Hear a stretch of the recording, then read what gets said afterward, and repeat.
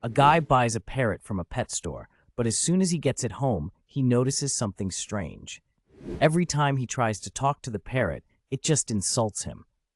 The guy tries everything to get the parrot to behave, but it just won't stop. Finally, he's had enough and decides to teach the parrot a lesson. He puts the parrot in the freezer for a few minutes. When he takes it out, the parrot is shivering and looks scared. The guy says, "Have you learned your lesson?" The parrot looks up and says, "Yes, but may I ask what the chicken did?"